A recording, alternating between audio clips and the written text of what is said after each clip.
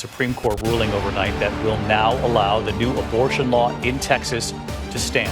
To the most restrictive abortion law in the nation. The United States Supreme Court authorized a bounty hunt of anyone who can become pregnant in Texas.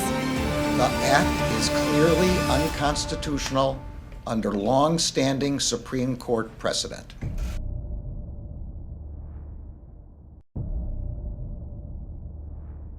My name is Dr. Jesse Merriam. I am the pre-law advisor and associate professor of government at Patrick Henry College. I teach classes in constitutional law, law and religion, and law and logic. Abortion has been a constitutional right in U.S. Constitutional law since 1973 with Roe v. Wade. And this decision in many ways framed our current struggles over the Supreme Court and constitutional law. There have been many efforts to try to narrow or even overrule the Roe v. Wade decision. The most recent was a law passed by the Texas legislature which banned abortion effectively after 6 weeks. So I think that the Texas law is controversial for several reasons. One is it goes much farther than previous efforts to go after the Roe v. Wade framework. The other is the composition of the U.S. Supreme Court. So there have been various efforts to overrule or limit Roe v. Wade, and because the Republican Party has just been extremely successful in winning those elections when a Supreme Court nomination is up, the Republican Party has actually controlled the Supreme Court since 1970, so for over 50 years now. So I think part of the controversy over the Texas law is not simply over the content of the law, although that itself is very controversial, but also the composition of the Supreme Court. And now it's 6-3 Republican appointed versus Democrat appointed, and that leads a lot of people to think, well, maybe this is going to be the time when the Supreme Court is finally going to overrule Roe v. Wade. I think that it's hard to read too much into the Supreme Court's decision in that what the Supreme Court said, we are not dealing with the constitutionality of this Texas law. What the dissent said, the 4 dissenting justices, is that the law was sufficiently clear in its unconstitutionality that the Supreme Court should strike it down even before any enforcement.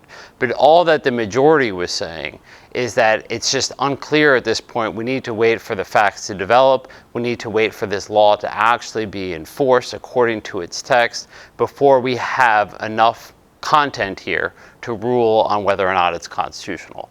But that does not signify whether or not that majority, that 5-justice majority, thinks that it's actually constitutional or not.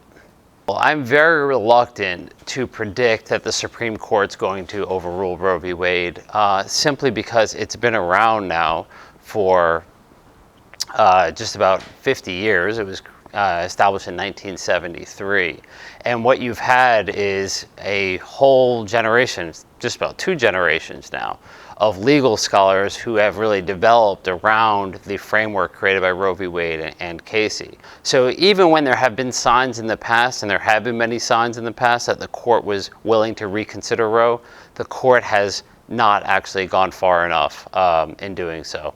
And what it's really done over the past 50 or so years is it's narrowed and nibbled away at the Roe v. Wade trimester framework without actually overruling what Casey called the essential holding of Roe. And I expect that's what this court will do, though perhaps it will nibble a little bit farther into that Casey framework. The fact that the Supreme Court was unwilling to invalidate it at this point does send the signal that other states might be able to get their laws enacted as well, and their laws, at least for the time being, are not going to be invalidated until the facts have developed. So I wouldn't be surprised if other states were to pursue similar laws. But the question, of course, is once there is actual enforcement, are you still going to have this 5-justice majority? It's a very narrow majority. So is there a possibility that at least one of those 5 will switch sides? I think that's quite likely. There's been a lot of political activism around Roe and Casey that would signal that perhaps at this point the court is going to finally overrule it.